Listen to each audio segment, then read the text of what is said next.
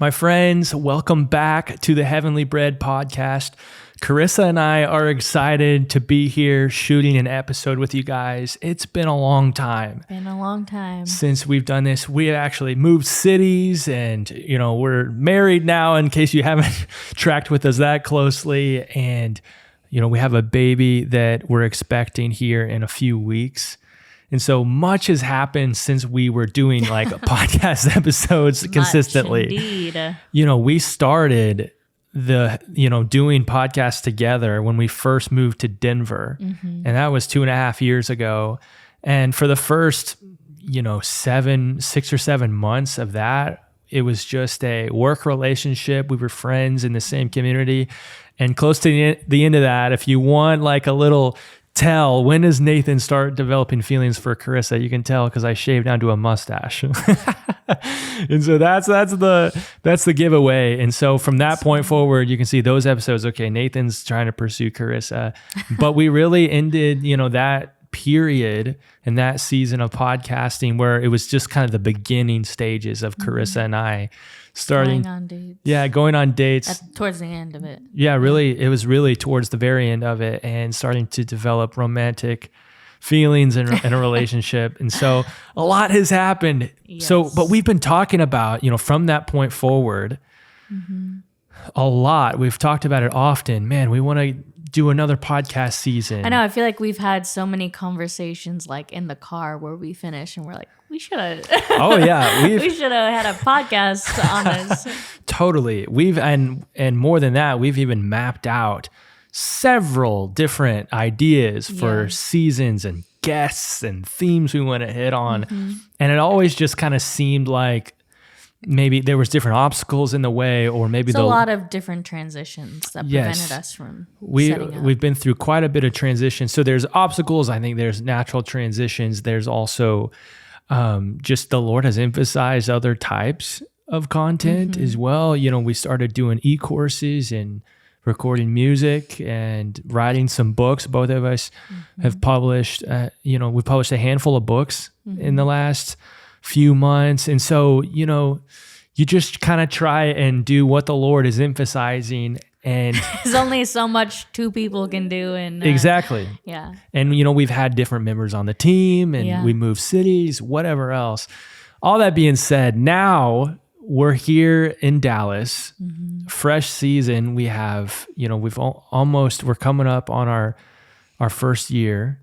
We'll be here. We got married the last day of March of 2024. And so we're coming up on that here in the next couple of months. Anyways, all that being said, just because we haven't been podcasting certainly doesn't mean that the Lord hasn't been teaching us a lot and emphasizing different things from the scriptures and from his heart. But it is good to be back. It's really good to be back. Man, I'm reminded of even just the mission statement of Heavenly Bread, how it's feeding a generation with the bread from heaven and equipping believers to endure to the end. And that's going to be our heart for these episodes coming out here in the near future. So, men, here we are. Let's dive in. One thing that Charissa and I wanted to talk about for this episode is the topic of Israel. This is something that, we talked about a few episodes back, in our previous season. Since then, I've recently published a book titled It's About Israel. Even before that, you and I visited Israel, spent 10 days there. And so we want to get into some of just what's gone on in my heart and our hearts collectively related to the topic of Israel, because it's one thing for, to be the Lord to emphasize something, but I felt like it was an assignment that he gave me coming out of the summer of 2023. When we were there in Israel, I had the opportunity to get baptized in the Jordan River. Maybe you've heard me tell that story. I've told it a few times in some different videos, but I came up out of that water in the Jordan River feeling an assignment. Like, I think this is going to be something he is like putting his finger on. I think I'm supposed to go deep in this subject, and I'm supposed to write a book. And so by the end of that year, it was like the summer of 23 to about the summer of 2024, I had written a book, and it's titled "It's About Israel." Mm-hmm. You want to try to give a little? Yeah, I mean, here's the book for anyone watching on YouTube right now. Yes. If you like the cover, you can get it on Amazon. Yeah, you can get it on Amazon. But Charissa designed the cover and is really good about that. Basically, there was a lot, of course, that I wanted to cover in the book, but the title of it is "It's About Israel." And the subtitle is "Understanding God's Heart for the Jewish People Through the Scriptures." Mm-hmm. And that's really what I seek to do. You read the book. I did read the book, yes. And, maybe we do it like this. I just want to talk about it a little bit and kind of some of the content. Yeah.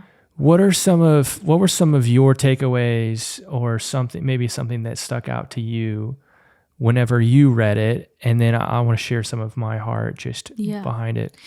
Well, I think overall, you explained you came out of the water and felt like an assignment from the Lord about even specifically doing this book. And something that I really enjoy about this book overall is that it's a very clear walk through some core like principles, understanding you need. There's like really good handlebars for someone who maybe doesn't know much about Israel, hasn't caught like a burden of intercession for Israel, or maybe like just began to, but doesn't know much. But at the same time, there's still like fresh revelation that the Lord gave you while you're writing, where even if people know some of the stuff, I really think that there's like a fresh wind on some of the things that you're writing about. And I think even some of our experiences over the last year or so since going to Israel have even opened my eyes to how much the Lord has imparted to us on this subject. Yeah. And specifically you, because I mean, we've been in different settings where people have kind of taught on Israel, and I mean, there's different levels. We've heard some really amazing teaching in settings, but we've heard a lot of teachings that were meant to be introductions to people that didn't necessarily give great handlebars for someone who doesn't know anything. Yes, totally. And so that's something that I really love about this book, is that, and we can kind of talk through what some of the chapters include, but it really does, it gives you like a survey of why we're even having this conversation, why you wrote the book, why Israel matters and still matters to the heart of the Lord. Yes. The fact that he's not done with them, in biblical, scriptural reasons why, not just like, oh, this is kind of like a cool wave going through some of the body, but this is so evidently all the way throughout the scriptures. Yes. And so just that as like a concept, I think is so valuable. Yeah, I think a lot of Christians in America specifically kind of look at the topic of Israel, either one, they don't know much about it, or they don't know why it's important, or they think that it's a side issue. Yeah, or a past issue. Or, something of the past, something of the Old Testament. And what Charissa and I have found is that the topic of God's heart for Israel is so central to the gospel. Yeah. And it's not just there so that we can look at Israel's mistakes and learn from them. Yeah, totally. Like, it's not just like, we get to see ourselves in the narrative. Though there is some of that, obviously. Totally. You can, there's... But that's certainly not the extent of why there's so much about Israel throughout the scriptures. Totally. Yeah. It's more than just Bible stories from thousands of years ago to learn from, so you don't make the same mistakes. You should do that. Yes. But there's a storyline that is woven all throughout the biblical narrative that has continued to this day. And there's a couple of passages I think that really motivated my writing. Yes. One of them I'm thinking about in Romans chapter 1, verse 16. It's a very popular verse within Christianity in the West. It's where Paul says, "For I am not ashamed of the gospel, for it's the power to save everyone who believes." That's usually where people stop. Yeah, most people stop Amen. right there. There's good stuff in that still. Yeah, that's a true statement in and of itself. Yeah. But if you finish the sentence or you finish the verse, it says, "To the Jew first, the gospel, I'm not ashamed of the gospel, the power to save everyone who believes, to the Jew first."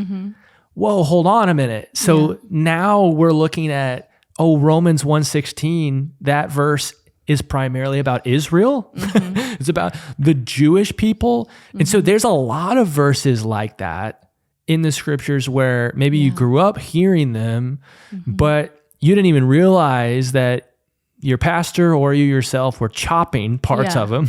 Even like the commission, and it's like the gospel's going to go all Judea, Samaria, to the ends of the earth. There's an order, and he's mentioning these places for a reason. Totally. Yes. And so the gospel's first and foremost for the Jewish people. That's something that Paul lays out so clearly later on in Romans. In Romans chapter 9 and chapter 10 and chapter 11, I remember having to do a project in Bible school where I had to write a paper on Romans 9 through 11.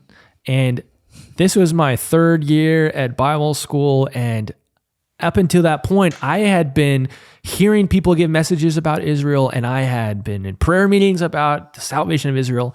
And I was just kind of going along with things, not really understanding why. I didn't see it or understand it in the scriptures until I was doing this project. Yeah.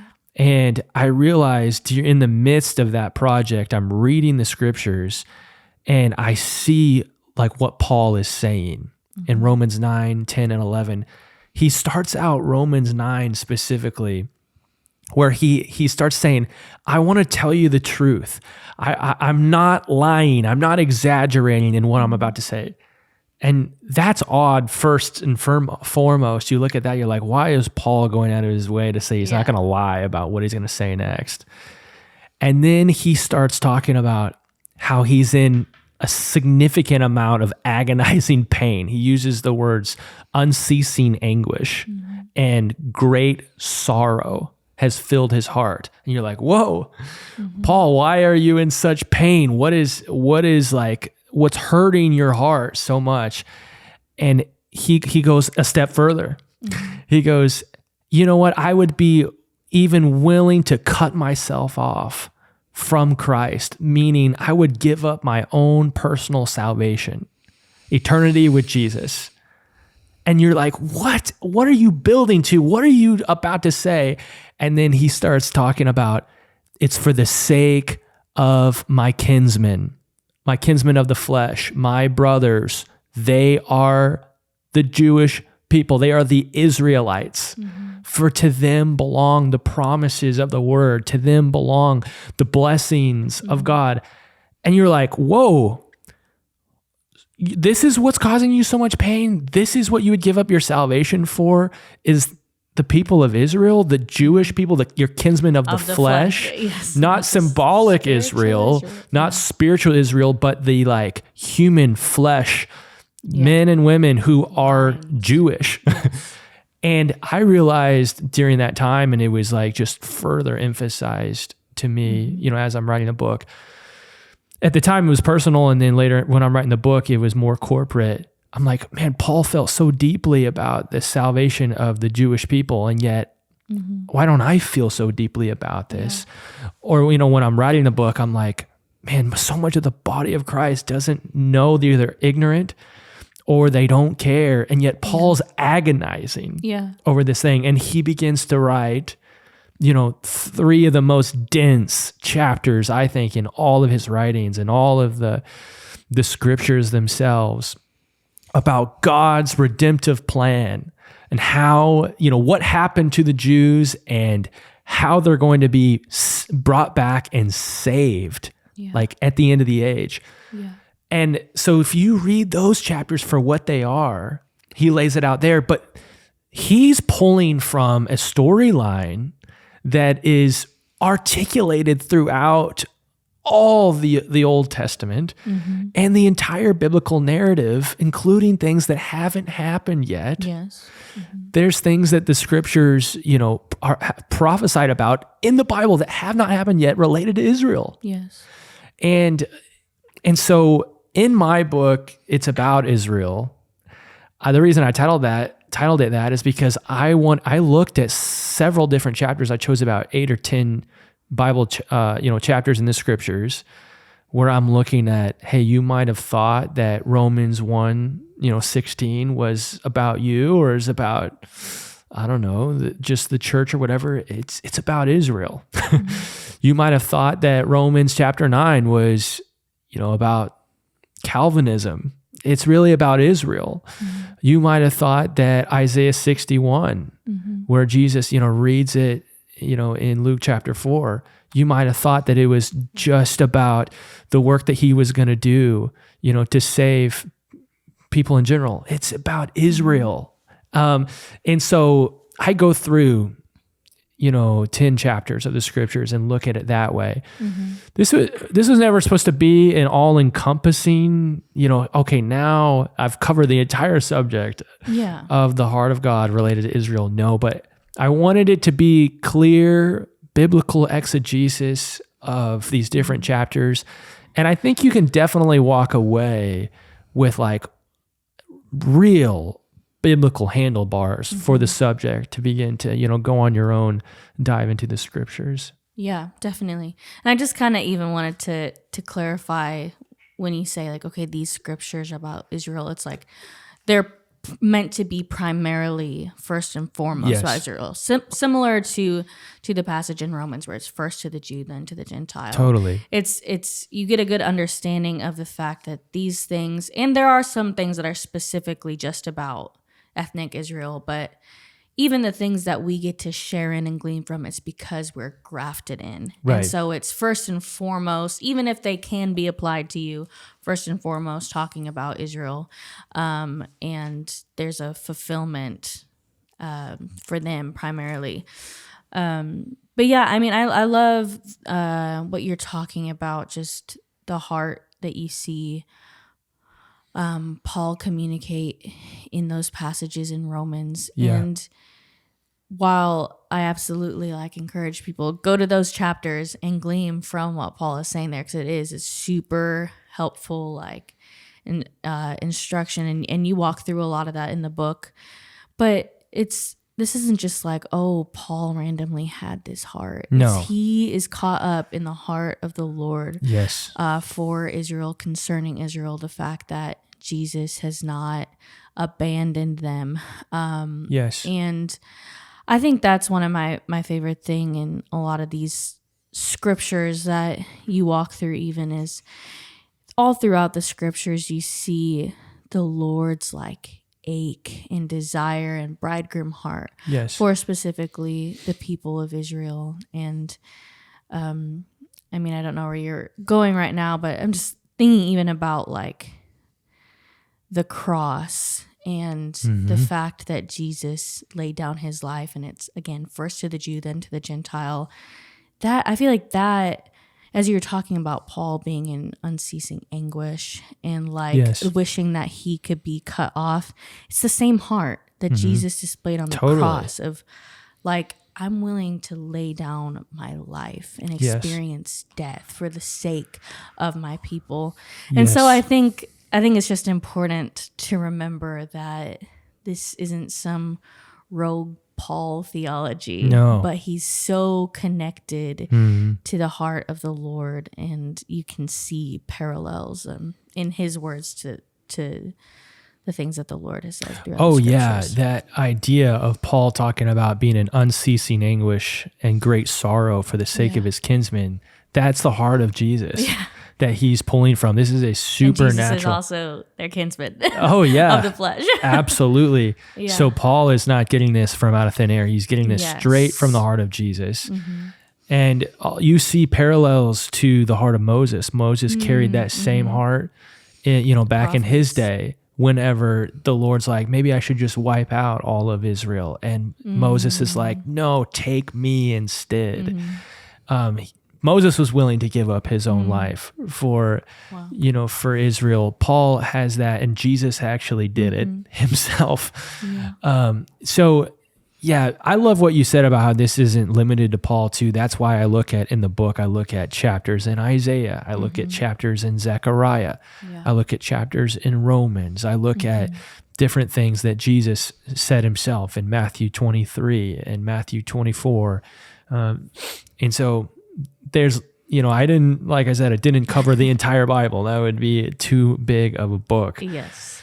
One thing about this generation and my generation and younger, we don't really read books that much. And so we try to keep our books closer to 100 pages or so they'll actually be read. So maybe if you're like that, you'll enjoy a shorter book like this. You get the subject, you get the heart, but it won't take you too long. You can sit down and read it in an hour and a half or something like that. I think one thing that you'll get from my book, It's About Israel, also is it'll give you some handlebars and help set your expectations for what's going to take place with Israel in the future. They will be at the center of God's end time storyline. They will be at the center of the focus of the Antichrist. Like Zechariah 14, I write about this in my book, but I'm pulling it straight from Zechariah 12 and Zechariah 14, where it says that all of the nations of the earth will be surrounding Jerusalem and it will be under siege. And this is the context in which Jesus returns and he busts through the Mount of Olives and he comes and he has the battle at Armageddon and he defeats the nations of the earth and he defeats the Antichrist. And then he comes through the East Gate, and then Israel welcomes him as, in the same way that they welcomed him in Matthew 23, I believe it is. Jesus prophesies in Matthew 23 that you won't see me again until you are singing Hosanna and welcoming me in that same way that they had, in his day when he rode in on the donkey. He's going to do it again. This time they're going to embrace him for truly who he is. This is going to be the spark of their salvation. And so, but it helps because, Israel's been in the news even. Turn on the news and you see the conflict with Palestine and hostility with different terrorist organizations. And biblically, if you understand where things are headed with Israel, you understand there might be reprieves from now until the fullness of when Jesus comes back. But ultimately, the hostility towards Israel is going to increase. The racism towards the Jewish people is going to increase. And it's going to culminate with all of the earth, all of the nations against Israel. And this is going to be one of the hardest things for believers to do, is to stand with Israel in that time of hostility. A lot of people have no idea what I'm talking about right now, but it's in the Bible. Yeah. And again, that's this is one of the reasons the book is a helpful, at least introduction into these things, is because there are a lot of narratives and biases and things right now in the media and in college campuses, all those spaces being said and promoted, general ideas kind of just sinking into people's thought patterns about Israel. Anti-Semitism is increasing on college campuses, is what you're talking about, in American culture, Western culture, but really and the obviously world, the conflict in Gaza and everything. But it's so important that as believers, we are hearing the Lord's narrative and hearing the Lord's desires and direction and plan. And that doesn't mean that current political Israel does everything perfectly. That's not what this is about. But there is so much antichrist spirit that sneaks into a lot of these conversations. And you can still recognize where Israel like politically and unsaved Israel has like faults and all of these Yes. things without crossing the line into agreeing with the demonic narrative and understanding and prophesying to and praying into what the Lord says concerning Israel, the things that he has prophesied are going to happen. And like you said, there's a lot of events in the end times that are going to be centered around the people of Israel. And it's important that we get an understanding of what that looks like and where our hearts should be towards them, so that we're not offended just at the events happening, but so that we're not offended at Jesus when Definitely. he comes in certain ways to defend and restore his people. Yes, so good, babe. We never said that never on our said last that on season. a podcast. But that's so good. You're talking about understanding God's heart for Israel will help keep you unoffended as the end time narrative of the scriptures plays out in real time. It'll keep you unoffended at Jesus' leadership. And keep you standing in alignment with him and not the Antichrist. Absolutely. Oh my gosh. I think many, many people will be deceived by an anti-Semitic message. And yeah, my goodness. Well, I also want to say in closing that you'll read this in my book, and this is a biblical concept, that Jewish people get saved the same way that everyone else gets saved.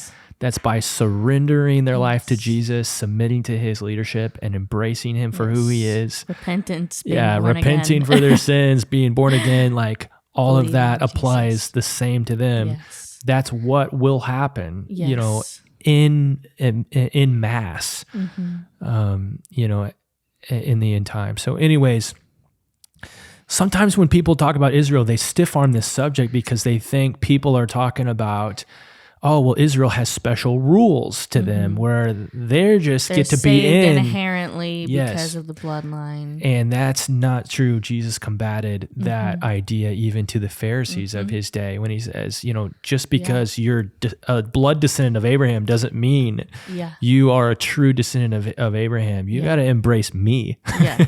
You know, and so I don't want anyone thinking that's something that we're pushing. Yeah.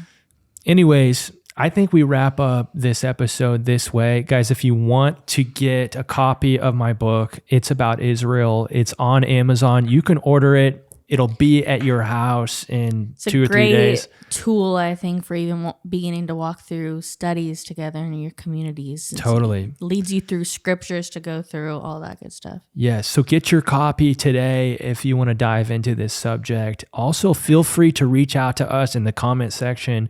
DM us, email us if you have questions about this episode. We love you guys. Thank you for listening with us. We have a ton of awesome episodes in our hearts to do in the near future. So stay with us for this next season.